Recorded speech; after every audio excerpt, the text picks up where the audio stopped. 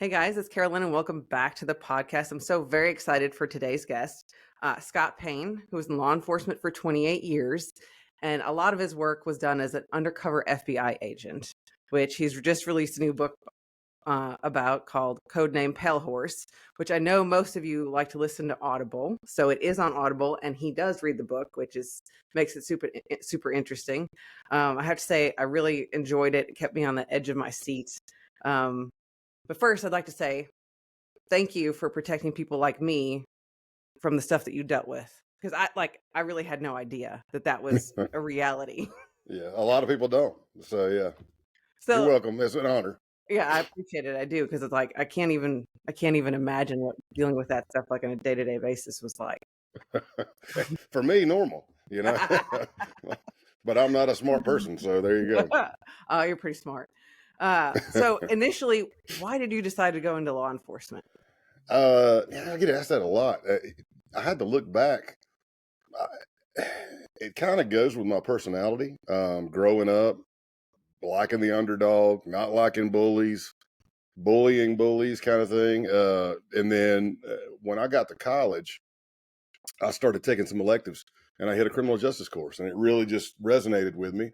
And I was already a bouncer at the time. And then once I made it to some legitimate clubs, we were getting trained by law enforcement on pressure points and control tactics and crowd control, kind of things like that. And I was already working that verbal judo, gift of gab, just being able to connect with people.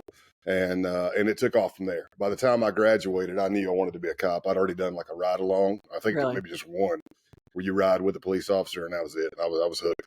No, I always found it fascinating. Actually, my major was in criminal justice as well, but I got out and decided that I couldn't deal with criminals. So I went to construction law instead. I'm with you. I thought I was going to be a lawyer for the first, I don't know how many weeks I believed it, but I was like, oh yeah, I'll be a lawyer. And then I was like, I would be a terrible lawyer. You would actually probably be a good lawyer. Thinking No, on if your I was a feet. defense, but if I'm a defense attorney and you tell me you did it, I'm going to go, they did it. Yeah, I'm exactly. not, which isn't going to get me any clients. And then if I was a prosecutor, I'd probably be yelling and screaming, At everybody, that's all right. Yeah, I went into law enforcement. I know, like, kind of several times throughout the book, you mentioned how thin the line is between being on the law enforcement side and being a criminal. Like, if it was just a few different changes, you would ended up on the other side. Me, yes, me. Not so much law enforcement as a total. No, but yeah, but for me, yeah. No, I know. Yeah. But okay, so then my question is, do you think you would have made a good criminal? Yes. I mean, I wasn't too bad because I tell people I committed crime. I tell people I've arrested. I'm like, listen, I committed all kinds of crimes when I was growing up before I became a cop. I never got arrested or convicted. Had I been, and I had a felony on my record or those things on my record, I wouldn't have been able to be a cop. Yeah. So I was blessed in that manner, but that's usually that foundation for me to where I don't dehumanize and I don't hate. You know, I'm like, look, you know, you're an adult. You chose to break the law. You made that choice. You got caught. Here we are. I'm not hating on you. I'm not telling you you're a bad person. Yeah. I understand. With the exception maybe a pedophile. Yeah, then that's I'm like, So why did you decide to write the book? I never wanted to. Really? And there'll be a lot of people that are like, boy, you just want to talk about yourself. All right, that's fine. If that makes you feel better and you can go home and look at yourself in the mirror, you do what you got to do.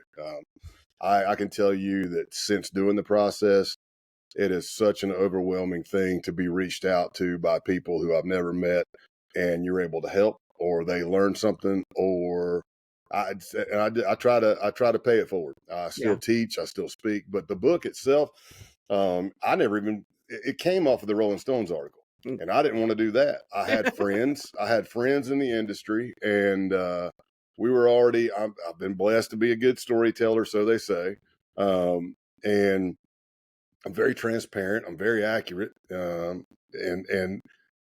I was looking at maybe like being a consultant on a show, or I'd already been an armorer on a movie set and handled all the tactical stuff on the movie set and on-set security and after-hours security. And that's what I was picturing. But my friends were like, no, you have to get IP. And I'm like, what is IP? And they're like, intellectual property. And I said, what is intellectual property? I don't, I'm like, I don't know. This means nothing in my world. I don't know what you're talking about. And they made a phone call to Paul Solitaroff with Rolling Stone magazine. And we didn't think that he would bite because he traditionally wrote stories that are anti-cop. And some of them rightfully so. I'm not going to disagree. Some of the stories he wrote, they're awesome. And those people did wrong. But I did the phone call with him. I think it was like a 45-minute phone call. And after that phone call, he was in East Tennessee and within a week. Really? And he stayed here and I spoke and I talked to him and we went through all kinds of stuff and then it was on. And when that article came out, that's when he started telling me, he's like, man, because you got to realize Rolling Stones does the article. So Mhm. anybody that sees the article, they're reaching out to Rolling Stones. They don't know I have a manager or friends or whatever. Mhm. So he's fielding all these calls and he's just kept hounding me. He's like, Scott, you got to talk to these literary agents. I said, I do not want to do a book. I said, that's not me. I'm picturing like you got to drive around the United States, go to local radio shows, do all this stuff. And I'm like, that's not me. That is not what I want to carve out what time I may have left on this earth doing, you know? And he kept on and kept on, and he is very persistent and he is somewhat persuasive. And I finally said, okay, I'll get on a call. So I did like 2 or 3 calls, and it just, for Really? me, it's divine intervention. I mean, the people that I ended up choosing, Larry and Sasha with Brooklyn Literary, they immediately gave me a good pitch. I go around and speak and teach all the time. Yeah. And I cover these blocks. I do a 3-hour block of instruction or more on that 3-year period around the Outlaws. I do a 3-hour block or more on white nationalism, which includes the KKK and the Benji who wanted to shoot up the synagogue and the base and all that stuff. So I thought, look, I'm just going to be teaching and you're just going to put it in words in a book. But then it becomes a project. And then you have to dive back into your life and think about how you got to where you were. I'm very transparent and I'm vulnerable. I let it all out there, and I talk about when, hey, I messed up, when my marriage was in shambles, when I crashed physically and mentally, and it ended up being it's a legacy for my family and my kids. And it did not hurt that they threw out to me, well, we've done other retired FBI undercovers books. And I said, who? And they were like, it was the art theft case. I said, Bob? And they go, yeah. I go, you still got contact with Bob? And they go, yeah. I said, call him and give him my number and tell him it's big country. And he called, that was a Friday. He called me on Saturday. We probably talked for 2 or 3 hours. And he, after I got off the call with him, I was like, okay, I think we're doing it. So did you learn anything from looking back at like your personal notes, the whole experience, like about yourself and things that you can take what forward? not to do? Yeah, what not to do if I get a second chance? Yeah. Check. Note to self. When Clothesline says, hey, Tex, do you got a minute? The answer is no. Do not go to the basement. As soon as you see the basement, turn around, get out.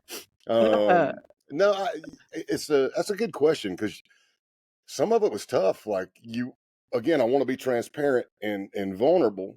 And I know that's what a reader probably wants to hear. I've gone to, I don't know how many trainings or week certification schools or whatever in law enforcement, and you walk away going, if I took one good thing that week, it was like, that's pretty good. At least we got one good thing. And then I just started learning. You can watch 10 case presentations of how everything went great and it was such a success. Nobody remembers that. No. It's just like, but when you see somebody getting stripped in the basement at gunpoint and you hear me scared and it's like, holy crap. And that's the way I felt. And that's the way my mentors taught me. They said, hey, it was Joe Pistone, one of the guys that called me. He said, hey, country, how you doing? I said, I'm all right. He said, take care of yourself, take care of your family, but as soon as you can, put pen to paper, because this is how we teach. This is how we keep bad things from happening. And this is how we get our good blocks of instruction. And they were right. I know it's a big part of my job too, teaching on people's mistakes so the next people don't make the same mistakes. That's kind of what we're supposed to do, right? So. When you see the same mistakes being made 30 years later in law enforcement, you go, come on, man. Exactly. Why are we still doing this? I agree. So you mentioned in the book a couple times that you grew up and your dad was a landscaper. Yes, ma'am. How involved were you in that business, and how did that shape your life, you think? That's a good one. See, I've done so many interviews and I'm always excited when somebody asks me something different. That's good. First of all, it was a family thing. I mean, my mom did all the books. My dad ran they ran the business. And at one point, It was the third largest landscaping company in upstate South Carolina. That's before your Lowe's and Walmart's and Yeah. I mean Home Depots and stuff like that. But he had anywhere from 2 to 3 crews out working the street. We had a retail store. So as a kid growing up, I'm not be hanging out at the shop. But the Yeah. older, bigger, and stronger and more mature I got, the more stuff I had to do. And it got to a point to where I was out, not as a leader. I'm just Mhm. another worker. But I would go out on these job sites with grown men, and I might be in high school or maybe by that time college, but grown men that are putting whiskey in their coffee in the morning and smoking filterless cigarettes, and I get dropped off by my dad, or I ride out there with them. And it is not a friendly environment. They're No. looking at me like I'm fresh meat, and they're like, "Oh, you're the boss. You're a little prima donna. You got the silver spoon." I'm like, "Silver spoon? I don't even know what that is." But after I grew up, I'm like, I definitely did not have a silver spoon. I know that. Not even. I don't even know. Plastic, maybe plastic spoon. But it really, my work ethic, and I get it naturally from my parents. I'm a workaholic. I talk about that in the book where I did way too much for me personally and I crashed. But what it did is it taught me, it instilled that work ethic. And what I would do is I knew I was being looked at. I knew that everybody was thinking I could take it easy, but respect is earned. That's that old cliche. Respect is earned, not given. And I would try to just work them in the ground. I Yeah. mean, if they were smoking a cigarette and it's 15 minutes, I'm like, we could get done a lot quicker if y'all quit taking a cigarette break. Or, you can shovel with a cigarette in your mouth. I'm just saying. You don't have to walk over under a tree and take 30 minutes. We're not paid by the hour. We're paid by the job. So let's get this baby done. And if that meant me carrying 3 rolls of sod at one time, and that's just the way I was. That's the way my dad taught me and my mom taught me. I think that's pretty amazing. I think that's a lot of people a lot of people that listen to the show. That's how they got their start too. They worked with their parents and then took over the family business or something like that. So it's kind of interesting that I That's think. big. It's big in construction and landscaping. That's a very common thing. Yeah, I mean, and just construction in general, that they learn it and they do it and they become so good, then they become the boss, and it's a whole nother story. Yeah, well, yeah, and that was my dad's dream to pass the company on to me, but I had other things in mind. And now he looks at me and it's like, that's that emu commercial where like it's trying to leave the farm and they're like, "You'll never Right, make yep, it," yep. and then they see him on the commercial. It's like, Like, "Oh, well, damn. I'll be that gum." Now my dad's seeing me at shows and on TV. He goes, "Every time I cut the TV on, you're on it." He doesn't know that he's searched on YouTube, so every time it just keeps pulling me back up. He goes, "Every time I cut it on, it's probably the same show. I don't know." He doesn't even know. There's my boy. Yeah. So in the book, I thought something that was interesting. You talk about warrior mentality. Yes, ma'am. Can you tell what that is? Tell us what that is. Sure, I can give you all kinds of definitions, and I can give you what I Well, used and to then teach when I was there's a way right more way to do it brash. and then the wrong way to do it, right? Yeah. So warrior mentality to me, if you ask people, and especially first responder realm, they're going to be like, "Hey, warrior mentality is going to be like, I'm going to win at all costs. I will do whatever it takes to succeed. I'm not going to quit." Things like that. There was a time when I was really, really brash that what I'd say to the class is I'd say, "Look, what it means to me is there's not a person in here that can beat me up." I would say it a little different verbally, but a little bit more brash than that. You're good. But I would be like, "There's not a person in here who can beat me."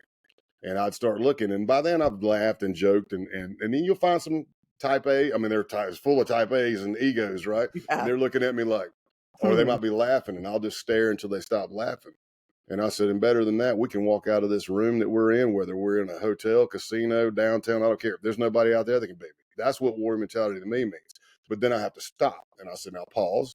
And I want you to take a breath before you come up here fighting me, or you want to go back home and tell your boss that I threatened to beat everybody up, and that boss calls a boss who calls headquarters, who calls a boss, and that boss comes to the offsite to say, "Did you threaten to beat everybody up?" kind of thing, because it happened. I'm like, if you have the warrior mentality the entire time I'm saying that, maybe you look at me and say, "Hey, you probably can beat some people up, but you can't do that to me." You might look at me and think I can't do anything, but in your mind, you're going, "But not me." And I think that's imperative. It's not about fighting or who can win, but it's that never quit attitude. And I think it's imperative for first responders, military, law enforcement, fire, medic. But if I found for me personally, if you apply it to every aspect of your life, it may not go very well. Like, I don't need to rest. I don't need to relax. I don't need to remember how to relax. I don't need to decompress. I don't need days off. I don't need to sleep. What was that old saying? I said it Sleep when probably I'm up. dead. There you go. It's had to be within the last 10 years. Easy. But I remember saying that one time up on stage, maybe in front of 400 narcotics officers, and I'm like, I'll sleep enough when I'm dead. And then it hit me, and I'll go, that doesn't even make any sense. That's one of the most asinine things that I've heard. I'm like, you're dead. It's not sleep. I don't. I'm sitting there, I caught myself saying it, and I go, what? That's not even, doesn't make sense. You're not taking a nap. You're dead. What are you doing? You know? I agree. And I think like a lot of business owners have that mentality too. And as you learn, there's a right way and a wrong way. So I know you described the crash in the book, which I think is a great. So from that, when you weren't sleeping at all, working really how did you learn to do it better? Well, I had to hit the bottom more than once. And for me, I look at it and say, okay, first of all, how did I get here? What happened? What's going on? Am I just losing my mind? Am I having a nervous breakdown or what? And just like in the book, I was transparent and totally vulnerable to the counselors or whoever I was talking to. I'm like, I'll tell you everything because I want you to help me. Tell me what's going on. But I had to figure out how I got there. And I had to figure out if I was going to get back to being anywhere close to that level or doing that kind of same type of work and tempo, how to do it better. I had to set up tripwires. I had accountability buddies who would say, no, Scott, go home, until I had enough wherewithal on my own to do it. But for me, and I put this all throughout the book, it was my faith that got me back. That's huge. And especially too, at several points during the book, you're like almost discovered. I'm sorry. Yeah. How did you not lose your shit? I probably was inside. Yeah, but they didn't know. And you No, I know. There's all kind of pooping inside going on. Yeah. I used to say jokes like, hey, did you hear that sound that went? And they they listen to the recording. Like, yeah. And I go, that was my butt sucking all the air out of the room. Because I was like, oh, this is not good. A lot of it's going to fall back on your training. Or just maybe I wasn't trained this way by the FBI per se, or it's just that you've worked it out in your head enough and you've done the reps in your head, that you do things that become instinctive. Very similar to the tactical world. In the tactical world, we're out on the range, we're running drill after drill after drill. We're getting your heart rate up. We're doing stress inoculation. We're doing all kinds of things like that. So I can show you tons of videos of shootouts where first responders are involved and they have no idea how many rounds they shot. They have no idea that they took effective cover. They have no idea that they changed out mags. They have none of that, but they did it because it was instinctive, because we've got those reps in there. In the undercover world, unless you're going back to a school somewhere and role playing, or you're going out with undercovers and just kind of BSing for the night, just trying to work your skill set, or constantly doing what ifs in your head, that's how you get the reps there. That's pretty amazing. So tell me, I know it's a little sneak peek, but tell me your favorite story in the book. Goodness gracious. There's lots of good ones, but yeah, I don't, it's like asking me who's the best guitar player. I'm like, well, let's break it down to a genre and a decade. I mean, an impact on the guitar playing world, I don't know. I mean, they all have a special place in my heart, or I wouldn't have put them in there. Yeah. Clearly I've done more than this in that book, but, I mean, that outlaw case was pretty, that was a pretty, there was so much that happened in my life, not because of the case per se, but just what was going on. And that was a huge pivotal point in my life. That was the crash and the friendships built and all that stuff. That was and it was also my dream. I mean, when for whatever, I'm a biker. I mean, I'm like, man, if I could do, and one of my mentors was a task force officer. And he had done undercover in the Hells Angels, and I think in South Carolina. He was at the sheriff's office with me, or I should say I was with him, because he was my senior and mentor. But yeah, I was just fascinated. Any biker undercover movie, oh my gosh, I still got them. I probably got them on VCR and DVD and downloaded and DVR'd, you know. That's pretty amazing. Um, so how did you, I mean, so you had your undercover life and your real life. Hmm. How did you manage all that? And what was kind of the effects on your family? Uh, in the beginning, not great. But you're getting you new to it. Like I would be undercover and I would go to sign, and instead of my last name, undercover name was Calloway, I'd go Scott scratch out the P Calloway. And then I'd come home and I'd be signing as Scott Payne, and they'd be like, "C, nope, Payne," you know.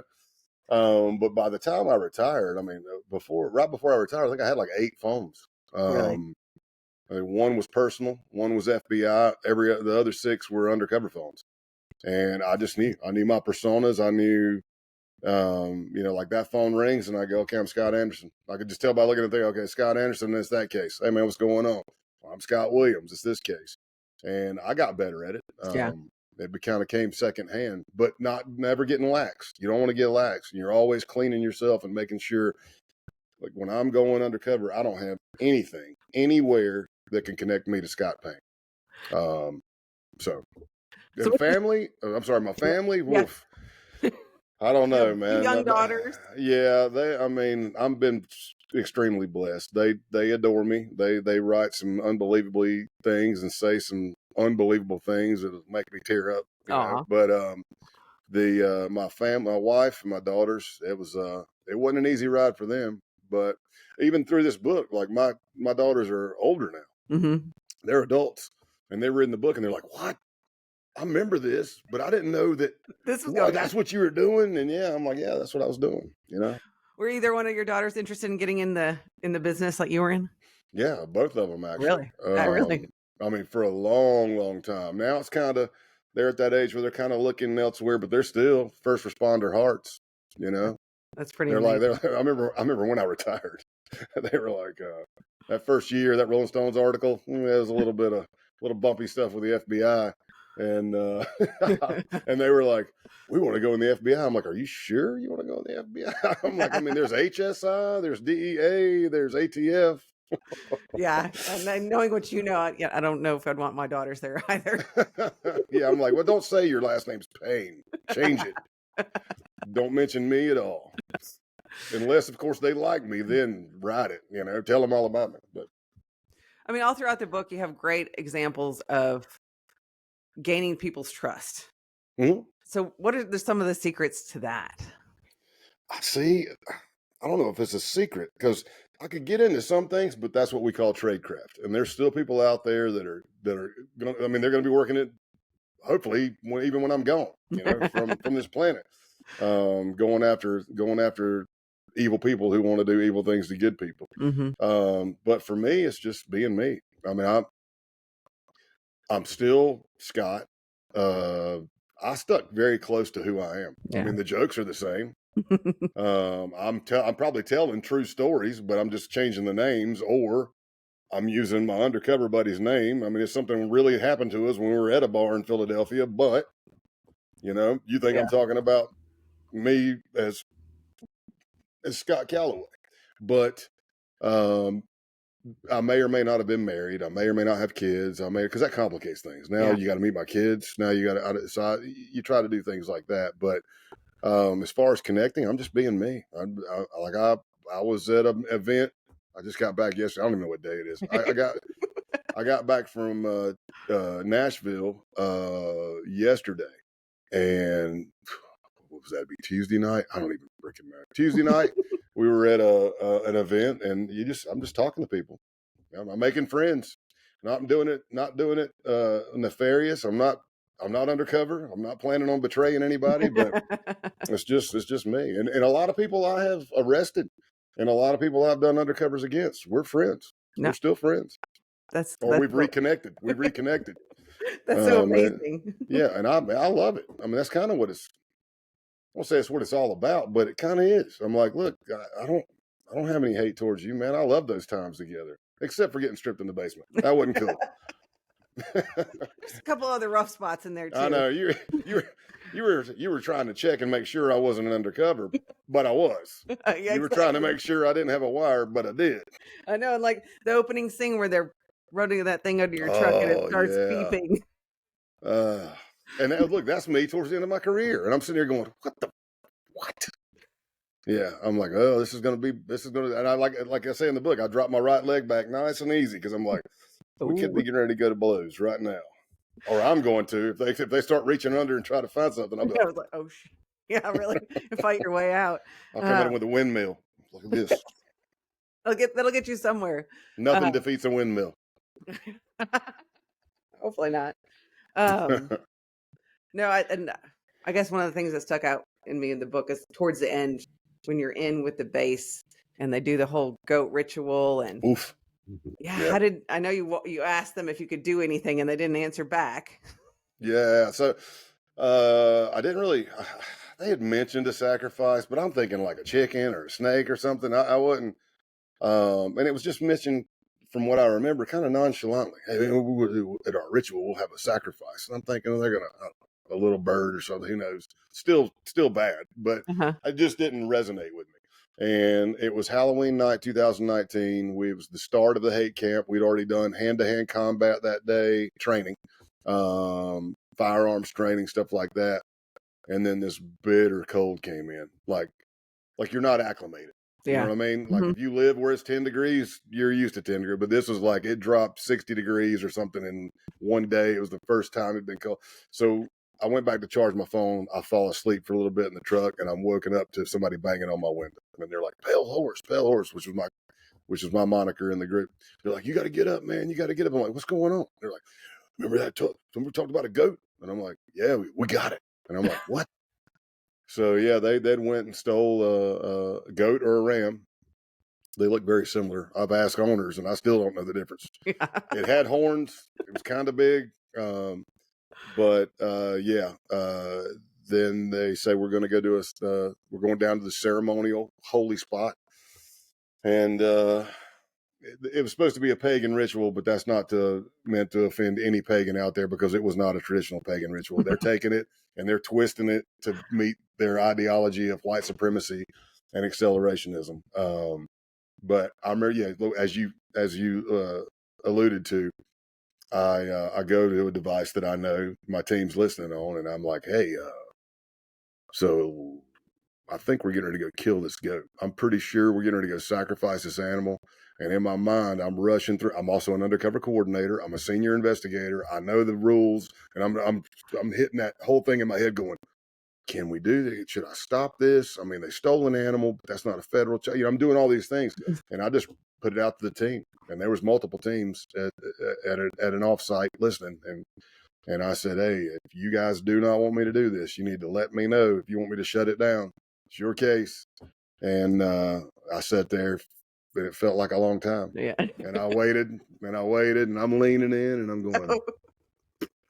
And then I literally just about like this, I go, okay, I guess we're going to go sacrifice this animal. And then There were charges brought later on for the animal yes, cruelty. yeah, and rightfully so. And Yeah, I it was agree. sad. I mean, it didn't work the way it's supposed to. The guy leading the blot went by the moniker Eisen. His idea was he was going to chop its head off with a Yeah. machete, and I don't even know if it broke a hair on the goat's back because when he came down, it was just a thud. And we're all in a circle on our knees around the goat for the sacrifice. And I don't know how.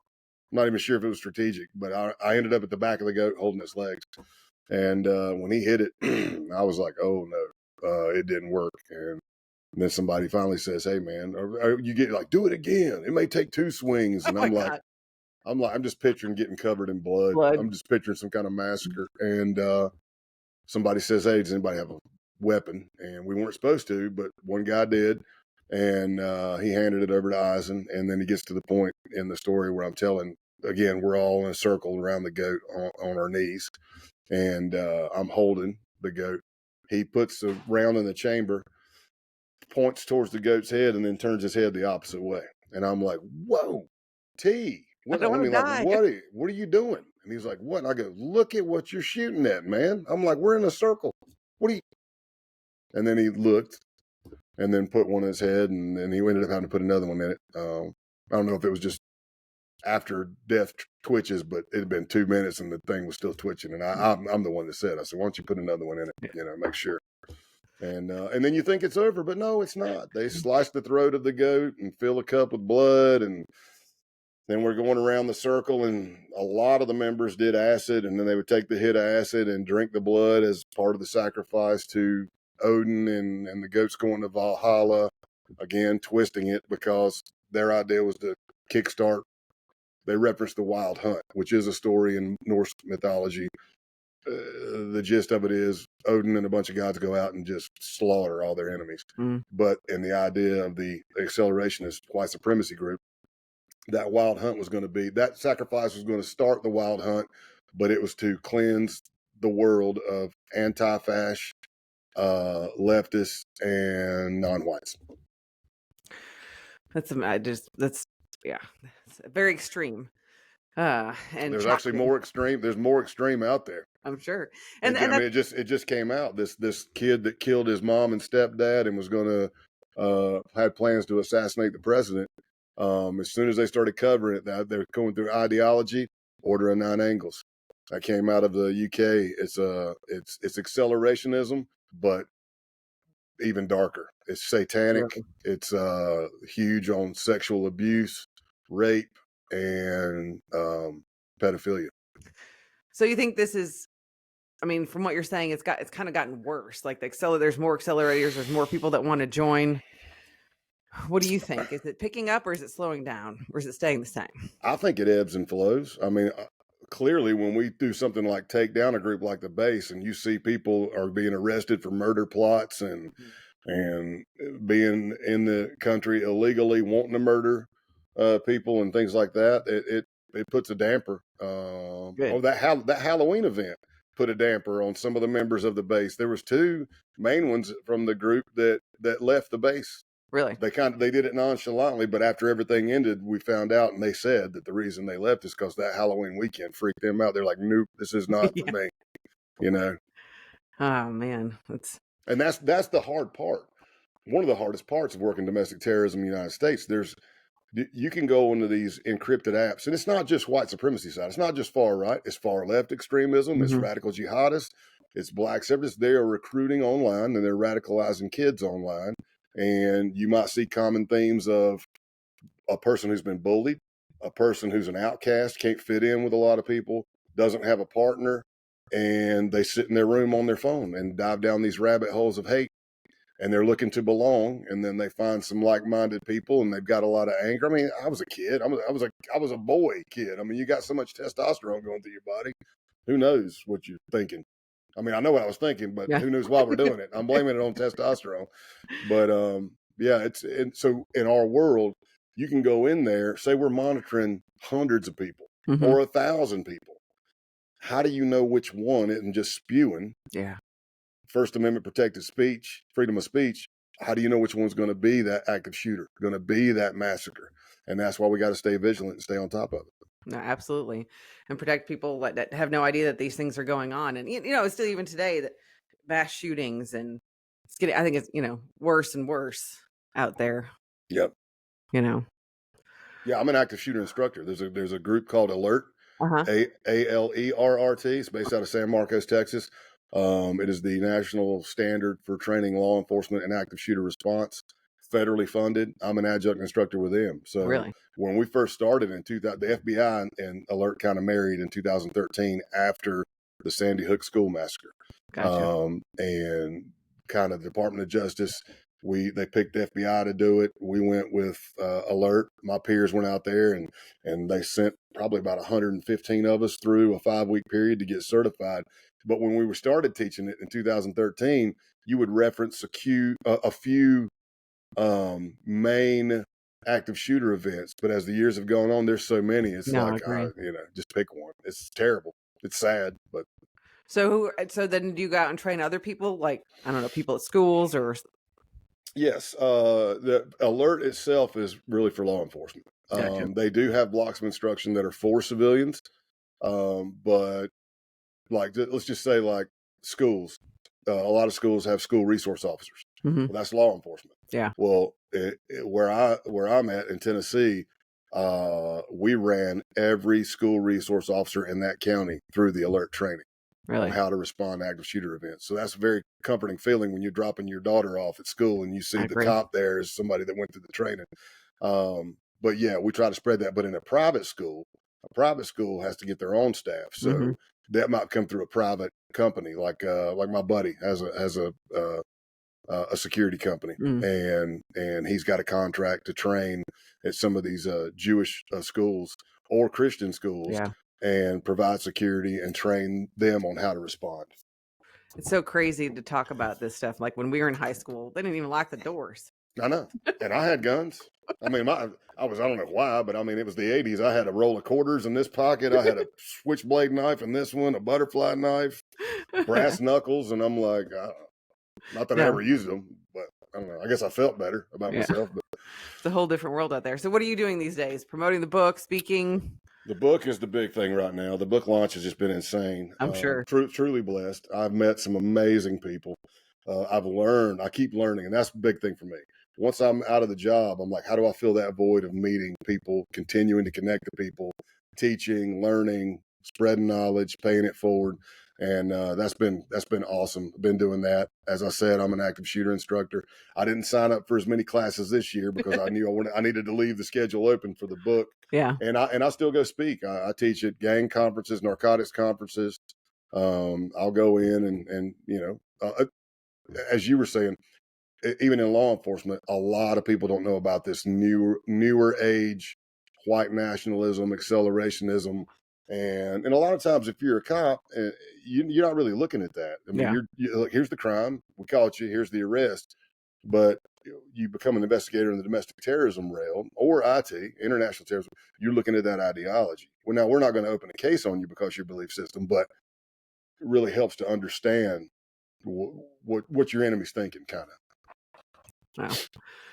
Wow. Well, thank you for giving it back. Another question. I heard you were recently on the Joe Rogan show. How was that? That was it's Joe Rogan. I was nervous. Were Yeah. you really? Oh yeah.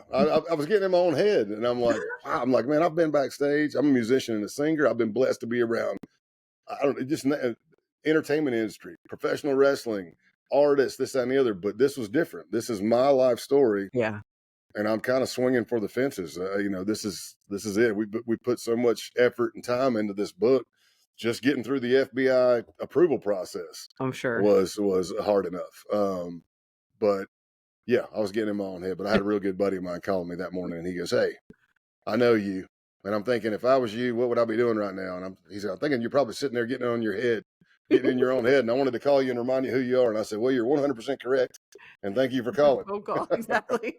I told him, I said, "I kind of feel like I'm going on undercover." And they're like, "Well," I go, "You're not helping with the nervousness." I said, "What are you talking about?" I said, "I'm getting picked up at a hotel by somebody I don't know.